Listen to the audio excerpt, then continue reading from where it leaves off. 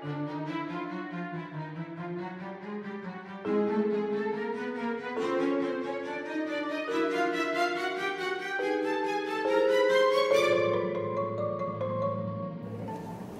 evening, my name is Phil Schauber. I'm the adult programmer here at Hedberg, and I'd like to thank everyone for coming.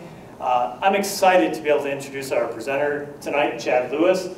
Chad is a researcher and lecturer on all things strange and unusual. He's also written a number of books, including The Wisconsin Road Guide to Mysterious Creatures and The Most Gruesome Hauntings of the Midwest, among many others. If you don't have copies, you'll have a chance to purchase them after the program and get them signed by Chad.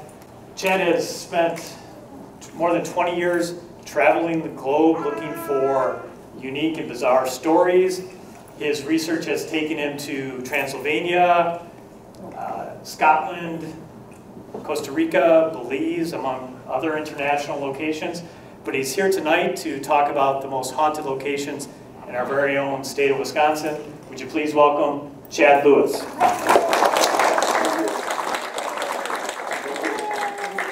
My name is Chad Lewis. I'll be your presenter this evening. And even though my background is in the field of psychology, for the last 20 plus years, I've been traveling the world in search of the strange and unusual. Everything from hunting for vampires over in Transylvania, looking for the Loch Ness Monster, crop circles, UFOs, alien abductions, weird people, weird places, you name it, is just strange, bizarre, and unusual. I've traveled around the world in search of it. They also have a Paradise, Michigan. You can pick which one you want to go to. But tonight we're going to talk about one of my favorite topics, and that is ghosts and haunted locations. Now, just by a show of your hands, how many of you have seen a program on TV about ghosts and hauntings? Yeah, nearly all of you. And it is fun to hear about these places when they're in New York or Texas, but it's a much different matter when these places are right in your own backyard. So that's what we're going to explore tonight. Some of Wisconsin's most haunted places. For the next 45 minutes, we'll take a tour of the entire state, ending up right back here in town. Now, I'm going to give you the background of these cases, the folklore, the eyewitness accounts. I'll even talk about some of the equipment that we use on our investigations at these places. Heck, I'll even provide you with the directions to these places. But I'm going to leave it up to each and every one of you to travel to these places on your own and determine for yourself whether or not you believe they're haunted. But I should warn you, it's much easier watching these places on television than it is visiting. When you're out in the middle of nowhere and you see that shadowy creature lurking from tree to tree, you simply can't turn to another channel and forget all about it. So with that in mind, let's explore some of the scariest places in Wisconsin. And when I talk about some of the scariest places here in our state, I'm not referring to the Packer-Bears game. This might be the scariest thing you'll see tonight. I'm talking places that people think are haunted with ghosts, spirits, and apparitions. Now, for a lot of people, when they think of a haunted place, they think of a cemetery. Reason being is quite simple. Back when cemeteries were chosen, the land was thought to serve as a portal between our world and the spirit world. So when your loved one passed on, it would just be easier for them to travel from our world to whatever world you believe they go to. But regardless of whether or not you believe this theory, the people in Appleton at Riverside Cemetery, they think it's working in reverse. That the living are not moving to the dead, but the dead are coming into our world. All the stories revolve around the gravestone of this young woman. Her name was Kate Blood, and when she was alive, it was said that she murdered her husband and their 3 young children. Therefore, she would not be allowed burial inside the cemetery proper. And it's true, she's down by the river all by herself, very secluded. If you were not looking for her, you probably wouldn't find her. But that's not the scary part. The scary part comes in the fact that many people who visit her gravestone often report seeing what appears to be some sort of hooded, cloaked, black, dark figure standing behind the gravestone. When they try to get a closer look to make out who or what this thing might be, it simply vanishes right before their eyes. But my favorite part of the story is the dare. A lot of these haunted places have dares attached to them. You have to do something in order for the dare to come true. And the dare here is that if you go to the cemetery at night, of course, and if you walk up to the gravestone, you will see what appears to be blood oozing out of the gravestone. I say it appears to be oozing out because witnesses I've spoken with told me that when they went to touch it, it was dry to the touch, even though they swore it was blood coming out of this gravestone. So I spent months and months and months researching this case to find out that Kate Blood did not murder her husband. Well, actually, I just read the tombstone. You can see here that her husband lived much longer than she did. And the thought to be the graves of the dead children are the graves of Kate, her husband, and her husband's second wife. When I dug up her obituary, it listed her as a great loving mother who would be missed in the community. So even though the story's not quite right, the legend still continues. In fact, many people who walk along the old trail that leads to the Stations of the Cross along the river report seeing disembodied balls of light floating around. They'll see out of the corner of their eye somebody walking by. They'll hear weird noises. So even though the legend is a little off, the stories still continue. But my favorite cemetery in all of Wisconsin is in Green Lake. It's a place called Dartford Cemetery. A lot of people have heard of this place because a few years ago we did a program on the Discovery Channel called A Haunting that featured this cemetery. For decades, people talked about this cemetery being haunted. Oftentimes, people would be walking by the cemetery late at night when all of a sudden they would see what appeared to be the ghostly images of young children walking throughout the cemetery. Oftentimes, they'll see them in periods of the year when they're not properly dressed. Wondering why kids are out in the cemetery at such a late hour, witnesses will try to go closer only to have these phantom children disappear. In fact, when I first went there, I had some psychics with me who claimed that as soon as they walked in, they were being pinched and pulled at on their leg by a playful spirit of a child. We had collected so many stories of these children laughing and giggling, phantom noises, that when we went there, we brought a ton of recording equipment with us, hoping that on the days and nights we were there, we would capture these phantom sounds of the kids playing. Unfortunately, the entire time we were there, not a peep. But we did discover other legends at Dartford. In fact, many people paying their respects to their loved ones will often see what appears to be the ghost of a Native American man dressed in full Native regalia walking through the cemetery. It's a small cemetery in a rural area, so he obviously sticks out. People will follow him and watch him only to report that he always disappears right over this gravestone. It's the grave of a former chief who drowned, was buried on his land, and then for some reason he was dug up, brought to Dartford, and reburied. Many believe it's his spirit wandering around as well. And I talk about this case quite a bit. People like to go there for their own experiences. Oftentimes they send me photos of their experiences, including this group that went there, wanted to take a photograph of the cemetery and had a weird mist or fog appear on their camera that they did not see with the naked eye. But the dare gets even better here at Dartford Cemetery. The dare is that you need to find the haunted mausoleum. Don't worry, it's the only mausoleum in the cemetery. The dare is that if you're brave enough or foolish enough to stand or sit on top of this mausoleum, you'll be shoved to the ground by the angry spirits of those who are buried alive inside that mausoleum. A few years back, I spoke with a group of young teenagers. One was a football player who told me that he was up on the mausoleum one night, his buddies were down here, when all of a sudden someone or something shoved him from behind so hard he barely had time to extend his arms to break his fall. The mausoleum sits about 6.5 feet in height, so whatever pushed him had to have a lot of strength behind it. But I know what you're thinking. This is nothing more than teenagers with their imagination. A few years back, I spoke in Green Lake. After the program, a woman came up to me and said, "Chad, I sat out on that mausoleum last night. I wasn't pushed to the ground. In fact," she said, "I don't even think it's haunted."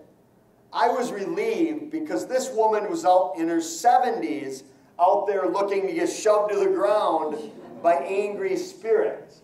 The legend is that they were angry because they were buried alive. We found no indication whether this is true or not. So it begs the question, was anyone ever buried alive? Is it anything more than an urban legend? Well, yes, we know thousands of people were buried alive. We know this because we have thousands of newspaper accounts from the late 1800s, early 1900s. Now back then, whether you were in a diabetic shock or in a coma, doctors would often pronounce you dead. But lo and behold, many people, some of which were even at their own funeral, would pop up just in the nick of time to be saved from being buried alive. The idea of being buried alive may seem a little silly to us today with modern science and medicine. But our great-grandparents were so afraid of being buried alive, they came up with several inventions. My favorite is this. It's called a cemetery bell. And it does or did exactly what it looks like it would do. It was a bell that would sit on top of your grave with a rope on a pole going down into your casket. So if you awoke in time and found yourself buried alive, you could just tug that rope, it would ring the bell, and alert the caretaker who lived there that you were buried alive and they could come and rescue you. But there was one problem with this invention though. On many nights, the wind would set these bells off, giving the caretaker quite a scare, thinking everyone had been buried alive. There's a lot of argument over the origin of the saying, "saved by the bell." Many contend it's a boxing expression. Others say it dates back even further, where many believe it was literally being saved by this bell. Because for several nights after you died, your family would sit around your grave making sure you were truly dead. They'd be working the graveyard shift, and if they heard you ring the bell, you became a dead ringer. Let's move on. Believe it or not, one of the most commonly asked questions I get is, where can I go to spend the night in a haunted place? Well, if you have that macabre sense of adventure, you're in luck. In Wisconsin, we have hotels, motels, campgrounds, B&Bs that all have a haunted story to them. One of my favorite places to go is over in Milwaukee, a place called the Ambassador Hotel. Today, this place is a very fine, upscale, classy place to spend the night.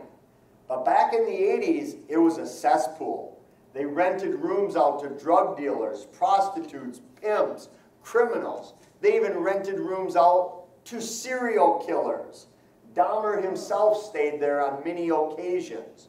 And on one night, back in 1987, Dahmer was out partying at a bar. He picked up this gentleman, brought him back to his room at the Ambassador. There, they fell asleep drinking. Dahmer woke up the next morning. This man was dead. Dahmer said he had no recollection as to what happened. But instead of going to the police and explaining the accident, Dahmer did what most of us would do. He went out and bought the biggest trunk he could find, came back, chopped that man up and put him in the trunk, brought the trunk to his grandmother's house where he lost track of where it went. We don't know. It might be in your attic or your basement right now. Dahmer didn't know where it went. But since that time, many people have had unexplained things happen at the Ambassador Hotel. Oftentimes, someone will call down to the front desk complaining that it sounds like two men are fighting to the death next to them. Oftentimes, the staff have to tell them they have no one next to them, at least not anyone who's alive. Others will see the ghostly image of a man covered in blood walking through the hallways, and he'll disappear right into the walls. It's thought to be one of Dahmer's victims. We don't know how many people he actually killed in this hotel. Others have seen Dahmer's spirit walking through the main lobby before disappearing right before their eyes. When I went there, they didn't have much to say about Dahmer's history, not because they didn't want to talk about it, which they didn't, but because they really didn't have the information.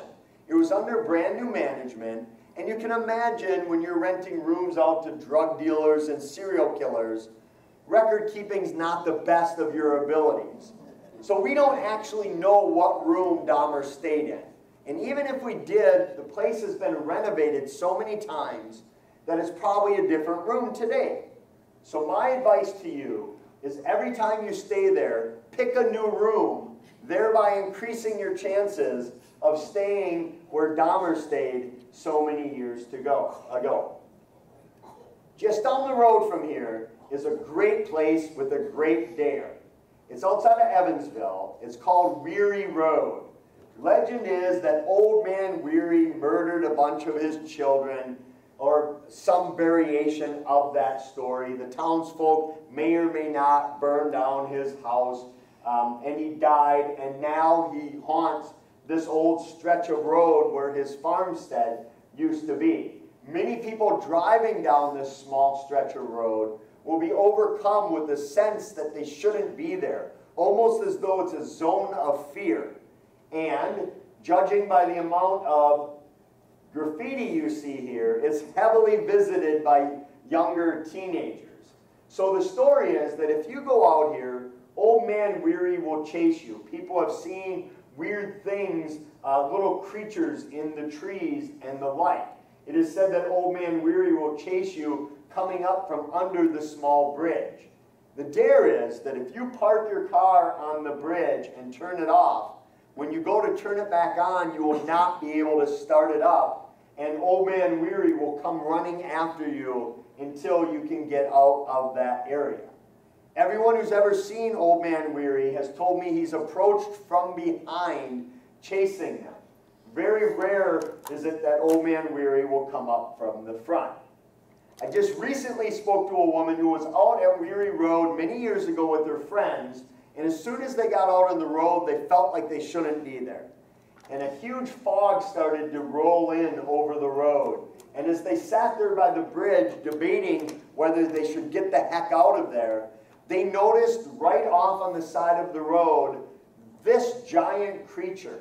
She said it was the size of a bear, but shaped more like a wolf. It had glowing yellow eyes. She immediately tore off out of the area because she had the sense that even though she was in her vehicle, that if she would have stayed there, this creature would have killed her. It's very common for people that encounter these creatures to have an unnatural sense of fear that their life is in danger, even if they're in their vehicle driving away from these creatures.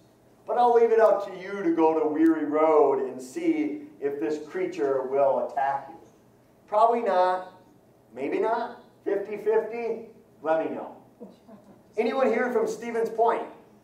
No? Good. Then you won't have to worry about avoiding this place. It's called Highway 66. Except the people in Stevens Point, they don't call it that. They call it Bloody Bride Bridge. Legend is, many years ago, a young woman was coming home on her wedding night. She was involved in a car accident on this bridge, and she bled to death, waiting for help to arrive. And since that moment, many unsuspecting motorists driving down the road will often catch sight of what appears to be a woman dressed in a bloody bridal gown on the side of the road. They'll often think maybe she broke down or needs some assistance, so they slow down only to have her disappear right before their eyes. One of the first witnesses was said to be a police officer driving over the bridge late at night when this woman popped out of nowhere. He slammed on his brakes, closed his eyes, and braced for impact. Once he came to a screeching halt, he got out to see the damage, only to find that nobody was there. He scoured the area, convinced that he had actually hit somebody, flesh and blood, but nobody was there. But the dare gets even better. The dare states that if you park your car on this bridge, when you look into your back mirror, Not only will you see the ghost of that bloody bride, but many witnesses have told me that the bride was actually sitting right in their back seat when they looked in their mirror. Luckily or unluckily for me, the dozen or so times I've waited for her, she has not appeared for me. But if you do take this dare, make sure the road is completely dead of cars because it's a busy bridge. I would hate for you to end up in my next program because you were in an accident on that bridge. But she's not the only hitchhiking woman on the side of the road. In fact, one of the first cases I ever investigated 20 plus years ago, right outside of my hometown of Eau Claire, is a small little place called Elk Lake Dam. It's right outside of Eau Claire, beautiful little place. And one night, don't worry, there's nothing to see here, two men were sitting right here enjoying the beautiful waterfall. It's a gorgeous rural area. When right here, one of them looked around, turned back, and saw what appeared to be a glowing woman in white standing behind him. He nudged his buddy and said, "Hey, do you know there's a glowing woman behind us?" His buddy said, "Yep, but I'm too afraid to turn around and look."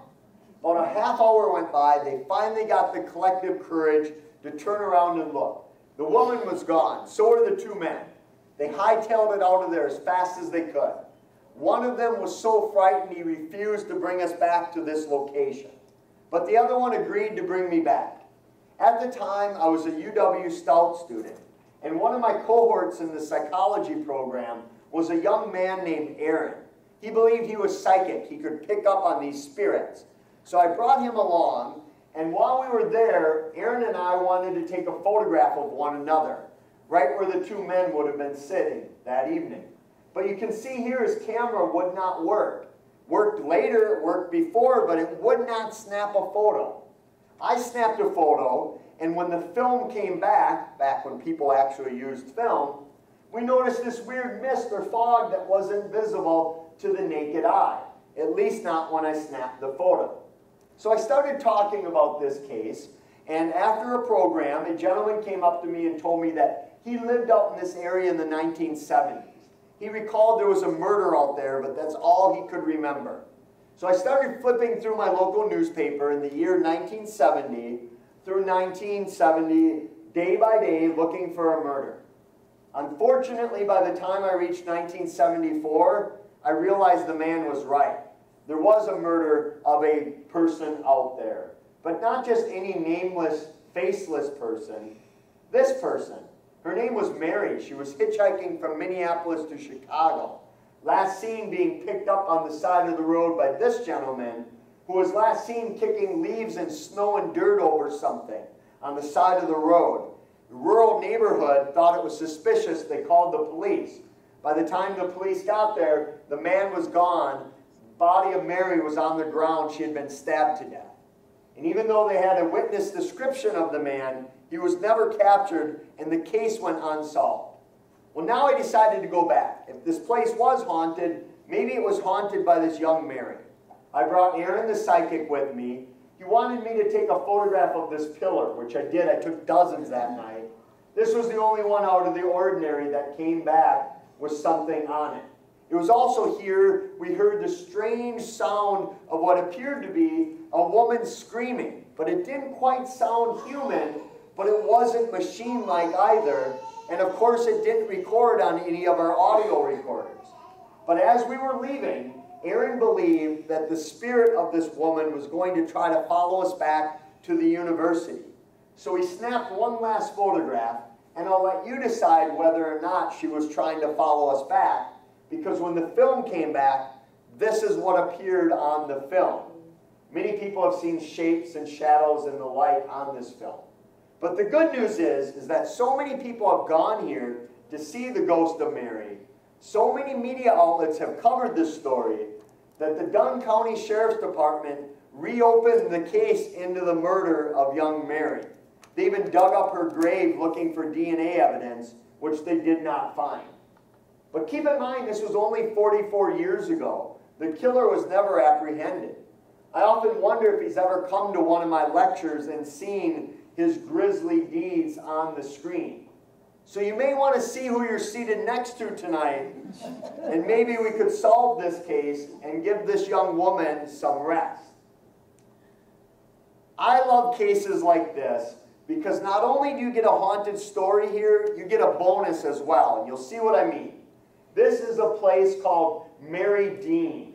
It is an island out near Menominee, Wisconsin. An entire town lived out on an island. It's named after a young girl by the name of Mary Dean, who it was said she drowned while coming up on an old steamship, and they buried her on the island on an unmarked grave. At one point, an entire town lived out on this island. They had a post office and stores. The only way to get there was by ferry. But many people believe that it's still haunted by Mary Dean. Many people go there to take the dare. So what is the dare of Mary Dean? Well, let's take a look. I'm here at the boat landing of Mary Dean, where the dare is that if you're foolish enough to go into the water, the vengeful spirit of Mary Dean will try to pull you under, and you'll meet your watery grave and spend eternity in the river with Mary Dean. So I'm going to take this dare right now. No life jacket, no swimming apparel, just me versus Mary Dean. So let's see how this goes. I know you're all wondering if I survive or not, but so I'll walk out. It'll get deep and then shallow and then deep as I make my way to the middle. I love this because you can camp out on the island. You don't need to register, you don't need to pay, you can just go out there and throw your camp gear there. I also did this dare at night, but it didn't look quite as great, so I did it in the day. If you didn't catch it, many people claim that they hear her say things like, "Help me, I'm drowning, save me, come out and rescue me." And then those who do are said to get sucked into the current and drown. There have been numerous mysterious drownings out on this river. Every year, several people claim that they were simply drawn to the river for some unknown reason. I'm out here in the middle of the river, waiting for Mary Dean to pull me under. So I sit out there for quite some time. She doesn't pull me under. I make my way back. Well, thankfully, the spirit of Mary Dean did not pull me under into those dark, churning, cold waters of the river. So another dare completed. With the weather we've been having this year, you could probably get there this weekend and try the dare when the water's still warm. In fact, if you want to see more dares, go to my website. I've done dozens of dares around the world. You don't have to risk your life doing them. You can watch some crazy person risk their life. But the story gets even better here, if you can believe that, because it was said that when the island was inhabited, one of the men had some dogs, and those dogs mauled some children and had to be put to death. And now the legend is that when you go there to see the ghost of Mary Dean, you might encounter what many witnesses are calling the hellhounds of Mary Dean. These large black dogs with glowing red or green eyes.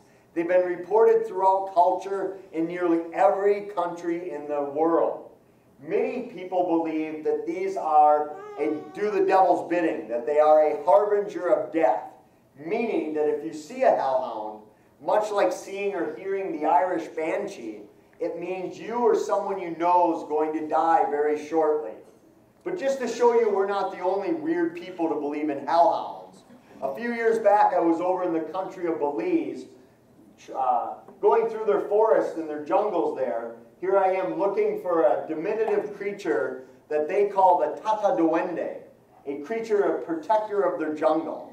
And everywhere we went, villagers said, you better get back to town before nightfall, because if you don't get back to the village before the sun goes down, you might encounter one of our hellhounds.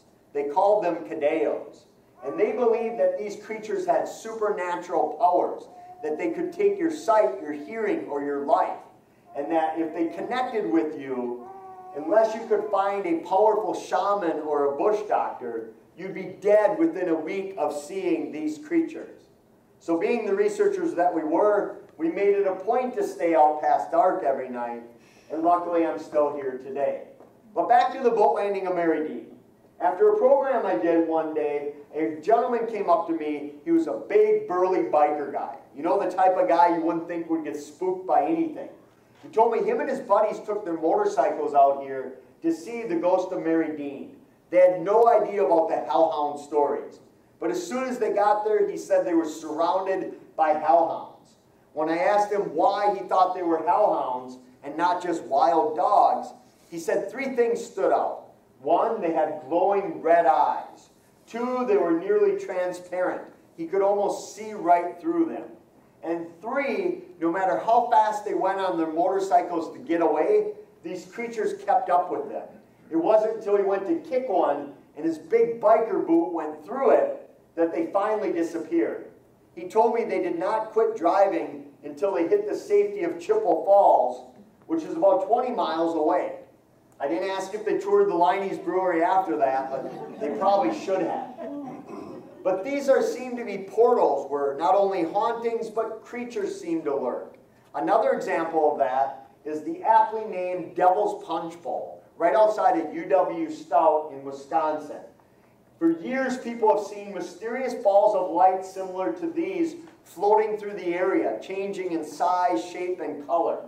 I spoke with a group of young men who were sitting here, teenagers one night, debating whether they should go down into the Punchbowl, when all of a sudden a ball of light came toward their car.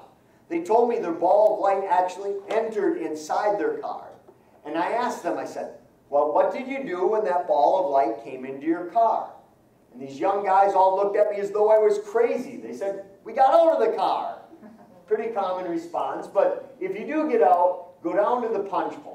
People have seen apparitions down here. They've heard weird voices and chanting. It's thought to be a sacred area for the first native peoples of the area. But my favorite story here is a woman was out hiking with her young son. They were about to leave up the staircase right here when she took one last look back at the waterfall. And when she did, she noticed something was staring back at her. What she saw sitting on the waterfall was, well, maybe I better let you just take a look. This creature! She reported it straight out of folklore. 3 feet tall, pointed ears, pointed cap. You know, something out of leprechaun, gnome, goblin, the little people, the hidden people, the good folk, the sprites, spirits, you name it. That's what she saw. She immediately grabbed her son and said, hey, do you see this creature? And by the time the sun spun around, the creature either ran into the woods or through the tunnel. It wouldn't be long later when a UW Stout student, he was a football player, took his girlfriend down to the Punchbowl during Halloween time. He wanted to really scare her, to get her into the mood for Halloween. And they got about halfway down the stairs here when they both heard a growl from a creature they could not identify. And his plan worked, except it wasn't the girlfriend who got scared. The football player ran back to the parking lot. I spoke with this young girl who told me she sat there for another 15 minutes hoping that the creature would make another sound or appear, but then she felt bad and had to go rescue her boyfriend. Now over in Ireland, when I go into their pubs, they believe that these creatures had supernatural powers, that when you go looking for them, they advise that you bring an offering with you, whether it's some candy, a shiny rock, some tobacco, something that will make it so the little people will not curse you when you go looking for them. Many cultures have the belief that when you go looking for the weird comes looking for you. Many cultures won't even utter the name of some creatures because that's enough to put you on their radar. In fact, when I was hunting for the Tata Duende, everyone I talked to said, why are you looking for this creature? Do not try to find it. We try to avoid it. But I want you to keep in mind that not all monsters in Wisconsin look like this. In fact, some monsters in Wisconsin are even scarier than this. Because some monsters in our state, yeah, very scary. Some monsters in our state, those monsters look a little bit more like this. Anyone recognize this gentleman? Very good. Ed Gein, the butcher of Plainfield, Wisconsin. If you forgot Ed's story back in the 1950s, you might recall some of the movies they based on his life. including that of Psycho, Texas Chainsaw Massacre, Silence of the Lambs, and many, many others. Now, most people just remember Ed as a murderer, and true he was. He killed 2 people that we know of, but probably half a dozen more, including his own brother. But before he was captured, Ed was well-liked in Plainfield. Odd, but well-liked. He would babysit for kids, and he'd bring his neighbors over what he called a venison stew for them to eat. I had one neighbor tell me that he remembered his mother getting this stew. It had such an awful smell to it that she threw it away. Good thing for her, because even though Ed was a murderer, his real passion was to wait until it got dark. Then, for over a decade, he would fire up his vehicle and head down to the nearby cemeteries, where he would dig up the bodies of women that reminded him of his own deceased mother. He would then bring those remains back to his farmhouse. He lived in squalor, and he would turn them into lampshades and furniture and the like. There's some young folks here in the audience tonight, so I'm going to skip some of the stuff that Gein did. If you'd rather not sleep tonight, you can Google Ed Gein. Don't do it, you'll be cursing my name all night. He had a human heart on the stove. He had a belt adorned with women's body parts. The first people that came in found skulls all over that he was using as candlestick holders. Again, we won't even get into his bedroom antics. But when Ed really got a bug in his system, what he would do is make an entire outfit of this material, and he would wear it like a demented Halloween costume as he danced under the moonlight in his front yard. But you see, when we finally caught Gein and discovered truly how evil he was, they wanted to open his house as a roadside attraction, a museum of horrors that you could pay to go and visit. But before they were able to do so, it mysteriously burned to the ground. Well, townsfolk torched it, allegedly. But even though the home's gone, many believe Gein has forever stained Plainfield with some type of evil curse because of his deeds. And they may be right. I don't know. Many people have experiences there, including at some of the cemeteries where Gein did his grave robbing, also where Gein's buried right next to some of the victims that he dug up. Many people will go out to these cemeteries and see what appears to be somebody digging a grave. But when they get a little closer thinking, why aren't they using a backhoe, the person simply vanishes right into thin air, and there's no grave being dug. Others will see what appears to be Gein himself on his final resting place. Gein's tombstone is no longer there. It was stolen so many times they finally just said, we're not putting one back up. But his family's still buried there. You'll find his grave because people leave trinkets and pennies and the like, and they steal dirt from his grave as a grisly souvenir. Others, when they're done visiting the cemeteries, will go to the old Warden's hardware store. This is where Gein actually took one of his living victims, Mrs. Warden, who owned the hardware store. Today it is a hardware hank, but inside hasn't changed much over the years. Former staff and workers told us they'd often be doing inventory or putting up new equipment when all of a sudden a box would go flying across the room as though thrown by some unseen force. Others will walk in and hear the sound of a rifle being fired. They can smell the gun smoke, the gunpowder, they heard it, but no bullet has ever been fired. Gein actually killed Mrs. Warden with a rifle in the store. Others will be working when all of a sudden they'll see a woman come in the store, thinking she's a customer. They'll ask her if she needs help, and she vanishes right before their eyes. It's thought to be Mrs. Warden's spirit. But the most popular place, if you can call it that, in Plainfield is Gein's old farm. Of course, as you saw, the home is gone, but the land is still there. Many believe it's cursed. Many people who venture out here report hearing the screams of women thought to be Gein's victim. Others will see what appears to be Gein himself walking along his property. Many people have told me they feel like they've been cursed after visiting here. They'll get in a car accident, they'll run out of gas, all kinds of weird things happen. One woman struck a deer and ran out of gas in the same night. She thought the place was cursed. But if you do go here, don't do it on Halloween. Most likely you'll get a trespassing ticket instead of a ghost story. What's interesting is the first time I went here, I had two psychics with me. They had no idea where we were. They thought we were in the middle of nowhere, Wisconsin, which is where Plainfield is. And as soon as we pulled up to this field, they refused to get out of the car because they were picking up on too much negative energy. They didn't want to get out. And those are the cases I really love. The cases where the psychics are too afraid to get out and visit where Gein made his home. But as I'm running low on time, I want to end with the type of case that you haven't heard me talk about this evening because it's a private home. And a lot of people who live in a house that is thought to be haunted, they don't want it to be known that their house is haunted. That's why this is not even an accurate drawing of the house I'm going to tell you about. It was back in 2002, 2003 when I was collecting stories traveling the state for the Wisconsin book, when I ran across a story from the area here about a haunted house. Tales were that nobody would want to spend the night and stay in this house. People would buy it, move out right away. They tried renting it. No one would stay. Mysterious knocking and rappings on the doors. People seeing the vanishing view of somebody walking by them.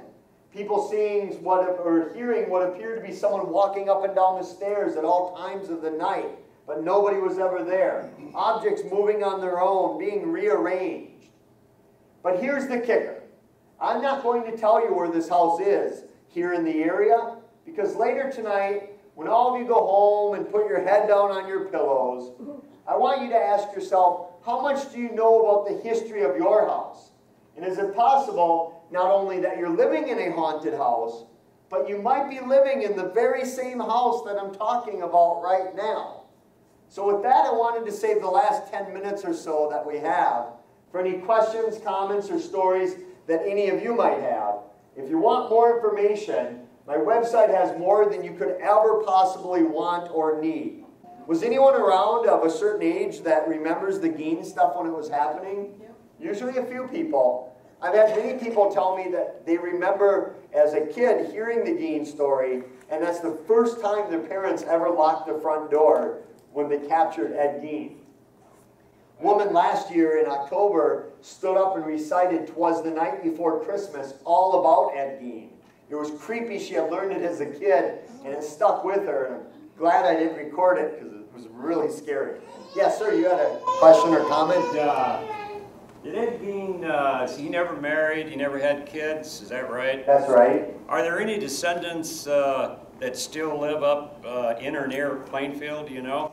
None of the immediate Gein family. Gein didn't have any children, his brother didn't. His brother mysteriously died in a field doing work, inhaling smoke, and Ed found him, and most likely Ed killed him. But none of the Gein family had children, and they were really, really odd. Again, likable. It was one of those characters that you'd say, oh, he's just a town character, harmless. And Ed would often joke when people came over and said, what's in the jar, Ed? And he'd say, a human heart. And they're, oh, Eddie, you kidder, you. The reason he got caught is he went into that hardware store to buy some antifreeze.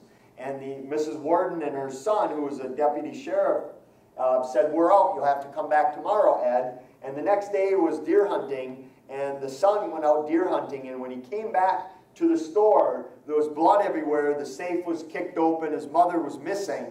And he's wondering what the heck. And looks over, and there's a sale for antifreeze.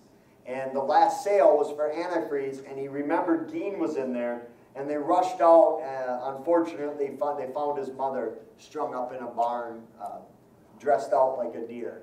Did he end up in a mental hospital for a long time? Yeah, believe it or not, the court found him too insane to stand trial, and they brought him to the insane asylum here in Wisconsin. And I talked to many nurses that worked there, some of which said that they'd often put dances on for the patients, the guests they called them, and for some reason no one wanted to dance with Gein, so nurses would often have to dance with him, and they said that at first glance, he was this unassuming grandfather-type figure, but when you looked at him, you could sense something wasn't right. If you ever read Gein's interrogation, it's like they're talking to a 5-year-old. He claims that he was in a trance most of it. He doesn't recall why he did it, how he did it, or even if he did it. But at first they didn't believe him when he said, I dug up dozens of people. So they started checking the graves that he said he dug up. And after about a dozen, they said, we believe you. And they didn't disturb the rest. And they didn't know what body parts to put back, what they could. So yeah, a creepy, really creepy thing. Yes. Yeah, you had something else? The hardware store's closed now. Yeah, it was for sale for a while. Someone should buy it. It's creepy in there. Yeah, and even though it was 57, 58, people in Plainfield don't like talking about it to this very day. Because every month or so I'll get a call from a documentary producer or something wanting to do something on Gein. And the fascination with him just is endless, even all these years later. And, yeah. And then if you've been to Plainfield, there's not much there. So I always advise people when they did stop into the hardware store, to buy a light bulb or an extension cord or something to get them to open up. But they had to cancel the Dahmer tours. They were wanting to do Dahmer tours, bus tours in Milwaukee, where it brought you to all the bars that he took his victims from. And there was such an uproar, which is much different. In Villisca, Iowa, they have an axe murder house where a family of 7 and 2 family friends were murdered back in 1912, and now you can rent it out for the evening and stay. It's called the Villisca Axe Murder House, and it rents out for $400 a night, and it's booked almost all year long. So those crazy islands, right? Yeah. Have you ever checked out in Kewanee, the hotel? The Karsten Inn, yes, beautiful place. Thought to be haunted by several people, including an old woman, and I've stayed there a few times. The only thing that was kind of out of the ordinary for me when I was staying there is we were staying and the staff gave us a tour of the basement and told us all kinds of things would happen. And that when it was about 2 a.m., we were just laying down in the room, had all of our equipment running, just kind of talking about theories of why it would be haunted. Got really quiet, and then all of a sudden in our room it sounded like someone put a boot in a dryer and turned it on. Boom, boom, boom, boom, and that was it. And people have all kinds of experience at the Karsten. Yeah, beautiful place. Even if you don't believe in ghosts or spirits, some of these haunted places have so much history that you'll leave with a wonderful weekend at the very least. Yes? What's your strangest personal experience? Strangest personal experience? I was down in Central America, and for me, I always say, if you're going to these places and you're not getting scared, you're not trying hard enough. These are creepy places, and probably for me, the top scariest place, or one of them, was Transylvania. I was going through the woods at night in Transylvania. I was staying at a farm about a mile from town, 2 miles, and I had to cut through the woods to get some supplies, and it was dark out. And, being the experienced researcher that I was, all I had was a little light. That's it, nothing. Forgot everything else. Anyway, so I'm walking through the woods, and the moon's out, and I'm thinking, this is wonderful. I'm in Transylvania. How cool is this? But then your mind starts playing tricks on you that every branch breaking was Vlad the Impaler coming up, inviting you to his castle. So I ended up running to town, and I ran back as close as I could without them knowing I ran. And I wasn't afraid of a vampire because I had my vampire hunting kit with me. I was more afraid of the atmosphere, and that's what really gets me.